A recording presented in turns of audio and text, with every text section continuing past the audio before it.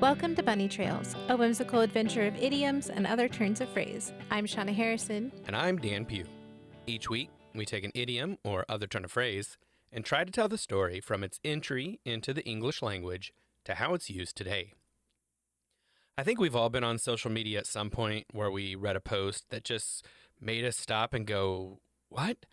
Even with emojis, it can be hard to understand if someone is exaggerating or trolling or just being sarcastic. Sometimes I feel like the love language of the internet is tongue-in-cheek. And I do love this definition from Merriam-Webster Dictionary on the phrase tongue-in-cheek. So if something is being done in a tongue-in-cheek way, it is, quote, characterized by insincerity, irony, or whimsical exaggeration, end quote. Okay. I feel like this is a really good definition of it. The Oxford English Dictionary also had some definitions for it, but it was like broken down into 3 different ways, and it was characteristically long-winded. And Merriam-Webster's just had a much more short and succinct version of it. They say basically the same thing. They just did it in less words. So I was like, oh, yes, I like this one better. Yeah. But this phrase appears to have started out with the concept of speaking insincerely. Almost like crossing your fingers when you say something to signify you're not being truthful. I don't know if anybody else did that, but we were kids. If we were saying something that we knew was not true, we'd kind of cross our fingers as if to say, I don't mean it, kind of thing. Or, cross your fingers behind your back or something like that. Anyway, so one might thrust their tongue into their cheek to show they were being insincere. This is not a idiomatic usage yet. This is a literal physical action. So someone might thrust their tongue into their cheek, put their tongue into their cheek and kind of push it out so you can see it kind of bulging out on your cheek to show that either they were being insincere or they might do the same to show they felt someone else was being insincere. Okay. And that is how we see the phrase used in its earliest uses. And here's an early example from The Adventures of Roderick Random, Volume 2. And this is the second edition, and it's by Tobias Smollett. The second edition is dated 1748. I don't know if it was in the first edition because I can't find a digitized copy of it, so we're just going to stick with 1748 here. Smollett actually uses the phrase twice in the book. Here's the first one. Quote, I saluted each of them in order, and when I came to take Mr. Slyboot by the hand, I perceived him thrust his tongue in his cheek, to the no small entertainment of the company, but I did not think proper to take any notice of it on this occasion, end quote. So clearly Mr. Slyboot was not impressed with his first meeting of Mr. Random, and there's a kind of a sly insincerity from Mr. Slyboot in his reaction to the handshake. So it's not humor per se, but it's not necessarily an insult here either. And here's the second usage in which Mr. Random is on a coach along with Miss Snapper and a soldier who is quite full of himself with poor manners. The coach is robbed, but the thief is accosted by the townsfolk who were following the thief after an earlier robbery in the day. The soldier, boasting later, tells Miss Snapper he would have stopped the robbery if only Mr. Random had not been in the way. Miss Snapper tells him she doesn't believe him, and the soldier becomes angry. Mr. Random steps in to remind the soldier of proper manners. Quote, I signified my contempt of him by thrusting my tongue in my cheek, which humbled him so much that he scarce swore another oath aloud during the whole journey, end quote. So you see it used almost in 2 different ways here. One of them was almost a little bit more of a humorous, I'm not impressed with this. Whereas This one was a very serious, I believe you are being insincere, I'm calling you a liar kind of thing. Right. This usage is more in line with the insincerity angle. There's no humor being used, and it's clearly being taken as an insult by the soldier. It kind of reminds me of bite your tongue a little bit, where sometimes people are saying that they are biting their tongue as in they're not saying something because they don't believe somebody or they don't want to say, something opposing, and other times it's kind of humorous. So I think that's interesting. Yeah, I could see a little bit of that. I know bite your tongue is usually more on lines of I'm just not going to speak now, regardless of the reason. Different meanings, but yeah. Well, this next one is interesting because it's an interpretation of a Scots poem from the manuscripts of Sir Richard Mayland. The full title is Ancient Scottish Poems Never Before in Print but now published from the manuscript collections of Sir Richard Maitland of Lethington, Knight, Lord Privy Seal of Scotland, and a Senator of the College of Justice, comprising pieces written from about 1420 till 1850 with large notes and glossary. That was the title. Okay. This is from Just volume. the title. We've Yeah, only that was the gotten through title. This is from volume 2 and has a date of 1786. The phrase appears in the notes on a line from a poem. Quote, "In line 23, Buki in my cheek means, I suppose, that she thrust her tongue in her cheek at him behind his back." End quote.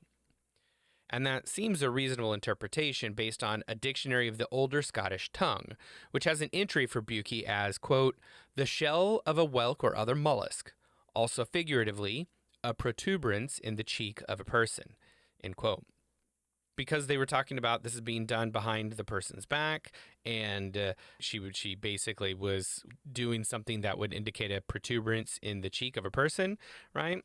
So I think that seems a reasonable interpretation to say this may have been used in the same way as the tongue in the cheek there. Mm-hmm. And if so, it could point to this kind of phrase having a much older origin between 1420 and 1586, as the title said at least, through the Scots languages prior to moving to English.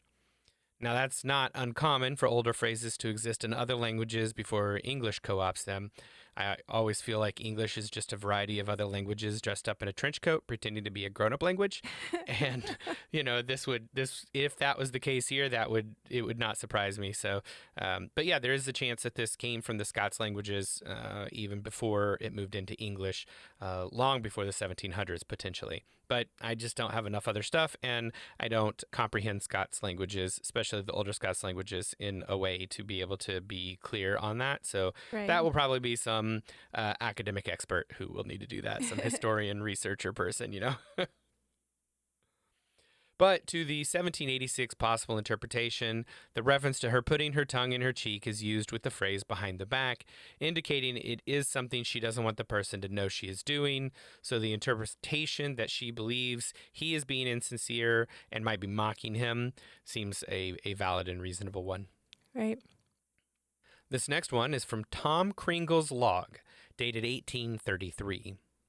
In it, Tom convinces an anti-slaver to tell him his story, which he does, and Tom finds it authentic, but the anti-slaver doesn't take himself too seriously. Quote, "At length, as he warmed, he stretched forth his arms like St. Paul in the cartoon, and although he now and then could not help sticking his tongue in his cheek, still the exhibition was so true and so exquisitely comical that I shall never forget it." End quote. So I like that usage because he's giving the thing is like, this is so, he's being sincere about this, but right. I couldn't help laugh about it because he kept sticking his tongue in his cheek, to signify this mocking thing because he's not taking himself too seriously, but like he's being so authentic about the story nonetheless. I felt awesome. That was a really fun usage. Yeah, it is. Here's an example from the Gentleman's Magazine, dated February 1876, and it's in a story called The Shadow of the Sword by Robert Buchanan. Quote, "And now, if the little corporal away yonder should hold up his snuff-box and cry, 'Corporal Evan Derville, I have need of more of your boys,' they would smile. Hole, Fidelis, Elaine, Janik, they would smile all four, and I, the Grenadier of Sismone, Arcola, and Austerlitz, I, do you see, with my rheumatism and my wooden leg, would march to join them at the head of my Maccabees." Strictly speaking, the enthusiasm of the Maccabees seemed greatly reduced by the sepulchral turn the conversation had taken. Hole, Gildas, and Elaine did not this time cry, "Vive l'Empereur," and the irreverent Janik put his tongue in his cheek. End quote. Okay. Janik is likely of my own heart, as I am often described as irreverent in my humorous responses. Is nothing sacred to you, Dan? No, not really. There is not much I take seriously. Mm-hmm. This next one is an excerpt by Lieutenant Colonel Lord Raglan of the Royal Monmouthshire Engineers, militia, out of Great Britain. And this was in the Journal of the Royal United Service Institution. This is talking about recruits to the service, and it's dated January of 1900. Quote, "At the present moment, We lay down a hard and fast rule that a man must be 18. But everyone knows as well as possible that very few recruits are 18. A man tells you a lie with his tongue in his cheek, and you know he's telling a lie, and he knows that you know he's telling a lie. But under the present condition, you are bound to take him. End quote. I like that one. Yeah. He'll tell you a lie with his tongue in his cheek, and you know he's lying, and he knows that you know he's lying. He knows that we know that I know. Right. The intellect is dizzying. Well, here are 3 quick examples from the New Zealand Parliament as captured in the parliamentary debates of 1940. Our first one is dated May 31st and is on emergency regulations. Quote, did they want to endeavor to impress on the government the fact, they call it a fact, that tens of thousands in this country were dissatisfied with the government's conduct of the war effort? Does that indicate his desire for cooperation? I felt when he was speaking that he was evidently had his tongue in his cheek, end quote. I like that too. And this one is dated June 19th regarding a supply bill. Quote, the honorable member for Tauranga talked about frittering away 47 million pounds of sterling funds. The honorable gentleman knows better than that, and he was talking with his tongue in his cheek, end quote. So that's just calling him straight out right there. Yeah. This last one is dated July 26, talking about public works. Quote, if the honorable gentleman looks at the death statistics, he will see that many lives were lost as a result of the absence of good roads, and that was when local bodies had full control over their own roads. What is the use of the honorable gentleman talking with his tongue in his cheek about the so-called superior management of the highways and byways during the control by local authorities? End quote. So all 3 of these examples were used in the most formal of situations, showing that the phrase, at least in 1940s New Zealand, was a common occurrence in the language. And I find that interesting because I know that English is spoken differently in different parts of the world where the language is used. And being able to see it in these early British areas, which is obviously has spoken English longer than anyone else, and most of the other places that speak English are former British colonies, including America. So it's just interesting to see the way that it has changed, throughout the time and see it in different locations as well. Right. So I want to end the first half of the show with an artwork. With My Tongue in My Cheek is a self-portrait by Marcel Duchamp, done with pencil on paper. It is associated with the Surrealism movement and is currently on display in Paris, France. Here's a synopsis from archive.com. And this is talking about this 1959 artwork here. Quote, the artwork presents a stark and hasty rendition of a human profile. The drawing captures a side view that provides a sense of three-dimensionality and depth achieved through shading and contouring. Texture is evidenced by the numerous small dots and stippling effects across the depicted facial features, which show attention to detail, lending a tactile roughness to the surface. The face is dominant in the composition, while another faint sketch of a nose and eye appear towards the right, suggesting either a dual perspective or an overlay of thoughts and identities. This aligns with the surrealist motivation to explore an unconscious and present imagery beyond ordinary perception. There is an informal and spontaneous aesthetic to the work, as demonstrated by the visible paper perforations at the top and the presence of the handwritten title and artist signature at the bottom, which conveys a sense of personal connection and directness between the artist and the viewer. The handwritten elements add a note of intimacy and authenticity, cementing Duchamp's playful engagement with the viewer through the literal and figurative reference in the title, which might allude to an attitude of irreverence or jest. End quote. It's really impressive to have that appearance in a sketch. Yeah, this popped up a lot. Anytime I tried to look up something with tongue-in-cheek, this particular artwork from 1959 popped up because it was, it is so well known, I guess. I mean, I'd never heard of it, but that doesn't mean anything. In the art world, that means very little. So in that last part where they talked about, which might allude to an attitude of irreverence or jest, I think that really captures so much of what we've seen about tongue-in-cheek throughout the ages. even when we're calling someone out to be insincere in its early uses, it was oftentimes associated with a playfulness or a irreverence to it. Not that it wasn't trying to be an insult. Sometimes it was, but you can be irreverent and insulting at the same time. In fact, a lot of people are. So it's not. It wasn't always jest.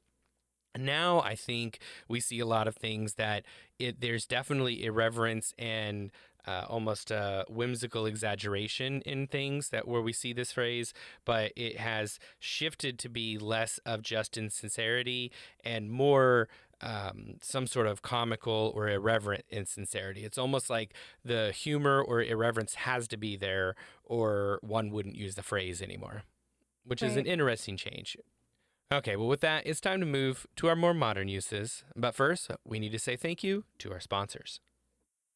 This episode is sponsored by our amazing patrons on Patreon. And the cool thing about Patreon is it is 100% free to join the community. We have new things every weekday on the feeds. On Mondays, we have a conversation about what movies, shows, books, podcasts, and whatever else everyone is enjoying. Tuesdays see early access to the week's podcast.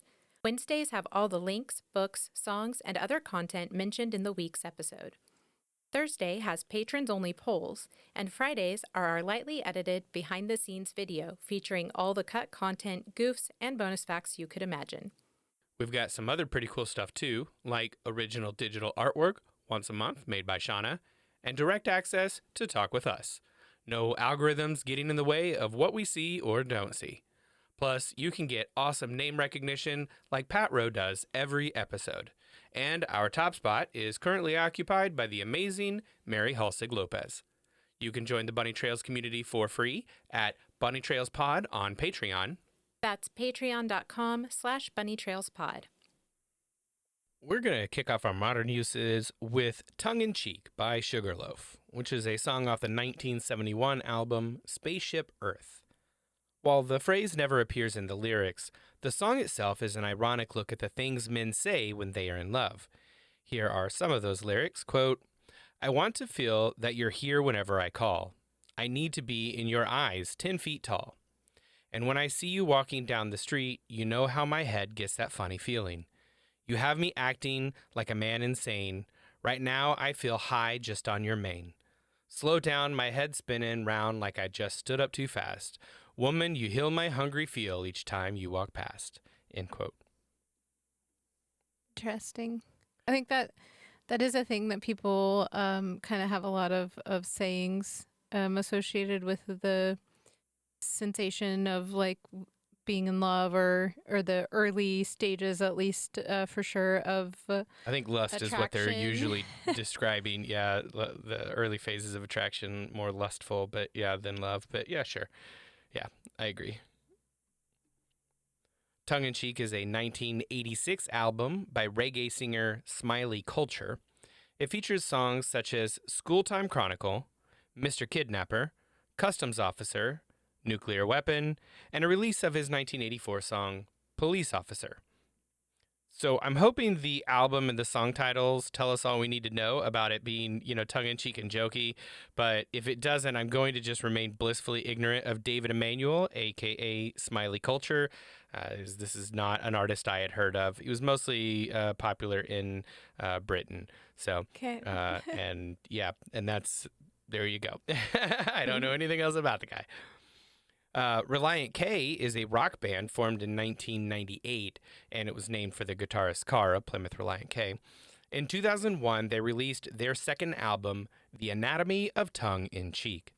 I will link to the studio's YouTube where you can listen to the entire album, and it's an interesting listen. They're very similar to like Blink-182 or other bands of the early 2000s kind of era. Now, the band has always kept a foot in the Christian rock scene, which led them to recording the only song they did that I was familiar with before researching this.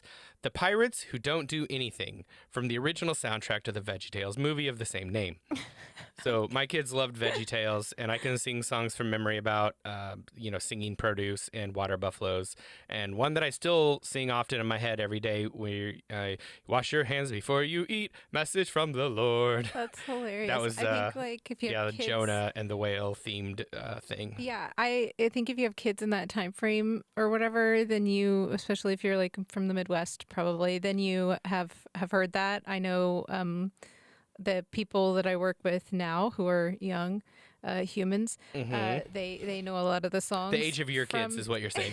From VeggieTales, and but this one actually, oddly enough, came up just not too long ago while my coworkers were talking about it. The Pirates Who Don't Do Anything. Oh, okay, yeah. Yeah, and they were like, they loved that song. Yeah, We're the Pirates Who Don't Do Anything. We just something, whatever, and sit around. Yeah, so that's exactly it. And it turns out that song was written for an earlier VeggieTales movie, and then people loved it so much that they made a whole movie called The Pirates Who Don't Do Anything, and then had Reliant K do a cover of the song that was originally done and use that for the movie. That's hilarious. That's amazing. Yeah, it's very interesting. Well, Tongue in Cheek is a 2005 romance novel by Fiona Walker. Here's the synopsis from the publisher.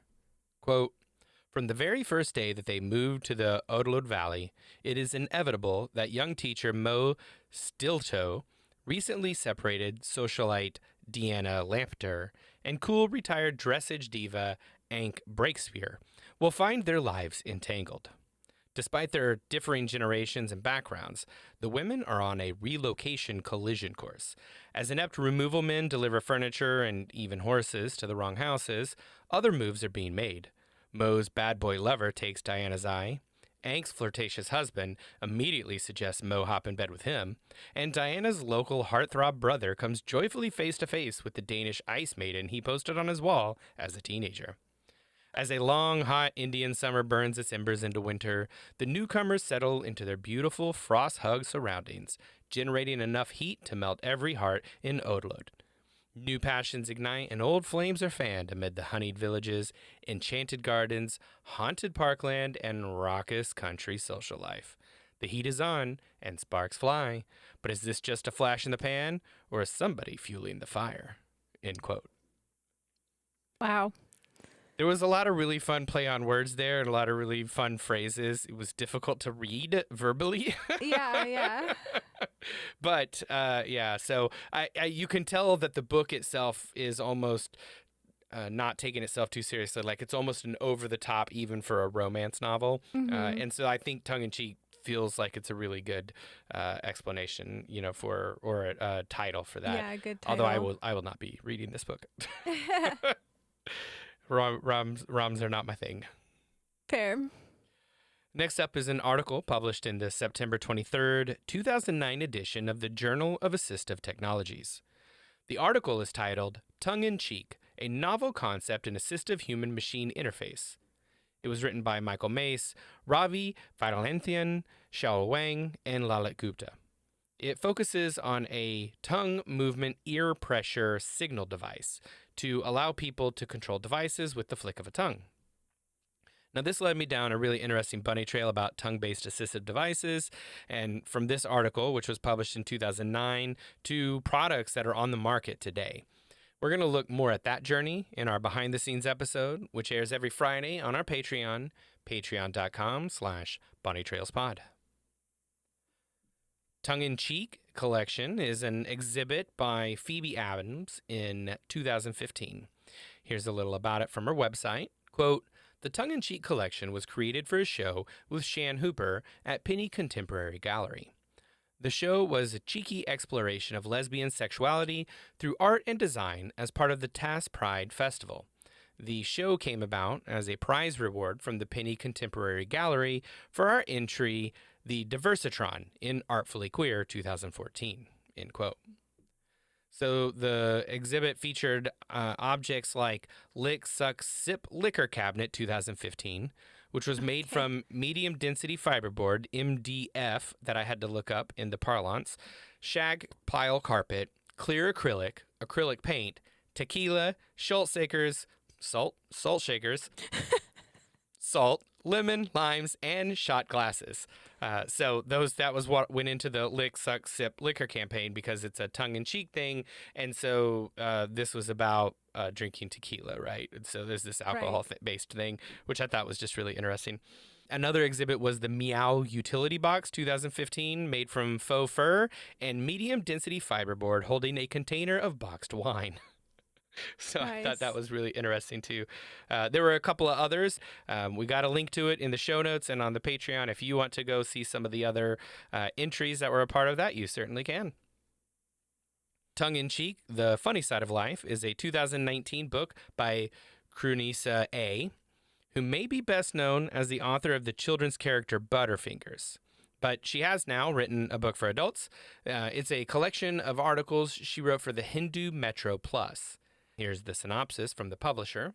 Quote, "A book for all times. Tongue-in-cheek shows us how humor can enliven the most ordinary of experiences. Tongue-in-cheek is a rib-tickling ride and everyone's invited. Within these pages, Crunisa A.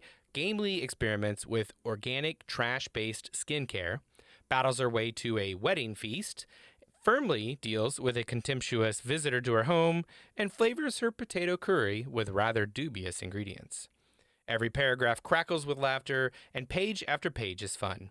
A guaranteed pick-me-up that has something for every reader." End quote. Okay. Yeah, I like these slice of life style humor books. Two authors that come to mind for books that I've read a lot of are David Sedaris and Dave Barry. They do Yeah. similar, kind of slice of life, short story, almost memoir type things. They're drastically different styles, of course, but I really enjoyed that. And so it sounds a lot like that was what this is too. And so I may actually check this one out.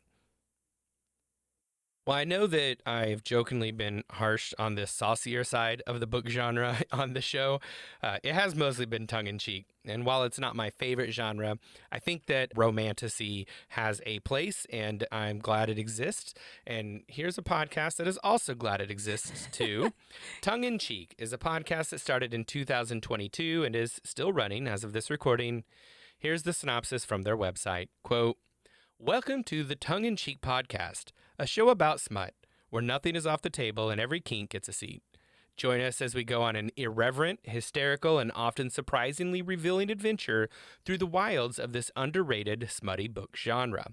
If you like smut, you'll love us." End quote. Okay. The show does carry an explicit rating, so keep that in mind if you want to go listen, but you can likely find them in the same place you are listening to us. They really capture that, I think, in the tongue-in-cheek piece where they're trying to capture that irreverent and hysterical and often surprising, revealing adventure. I think that's a kind of cool thing. Yeah. Well, I think the thing I love about the tongue-in-cheek phrase is the irreverence specifically. As I mentioned at the top of the show, I don't take very many things seriously. Very little is sacred, and oftentimes what I find to be sacred is a moving target. It's been said that if my lips are moving, I'm joking around, being sarcastic, or being satirical. And that irreverence is basically part of what defines me. And it means I perpetually have my tongue in my cheek. And I think that's part of why I like the phrase, because it captures that in a quick, idiomatic expression. Well, that's about all we have for today. If you have any thoughts on the show or pop culture references we should have included, reach out to us on Patreon, patreon.com/bunnytrailspod, or comment on our website, bunnytrailspod.com. It is poll time. Recently, we posed this question to our patrons. At a backyard barbecue, do you opt for hot dogs or hamburgers? Hamburgers pulled the landslide win. JGP said, quote, "Hamburger for me, mostly because if I'm offered a hamburger, I generally know what to expect, but there's such variety with hot dogs and the different ingredients in different brands that makes it harder to know if there's something I'm allergic to in it." End quote. Right there with you, JGP. 100%. Well, Jan added, quote, "Hamburgers. There's nothing wrong with a hot dog, but a hamburger is just a little more special for me. I like smash burgers. My favorite hamburger is barbecue sauce, blue cheese, and bacon with a pickle. I first had that at a Pops in Arcadia, Oklahoma." End quote. Well, I usually am a hamburger guy as well because they're more filling and I can pile stuff pretty high on them without causing a scene. But if the hot dogs are cheddar brats, then I will likely switch to those because they are just so good. Like Jan, I also love smash burgers, but I like all kinds of burgers. My go to at home is grilled jalapeno, bacon, ketchup, mustard, and mayo. And I love dill pickles, but I could go either way with them on my hamburger. For brats or dogs, I usually just go with mustard and dill relish. Light and simple. Well, as a reminder, our silly polls mean absolutely nothing and are not scientifically valid. And patrons of all levels, including our free tiers, can take part. Head over to patreon.com/bunnytrailspod to take this week's poll. Thanks for joining us. We'll talk to you again next week. Until then, remember, Words belong to their users.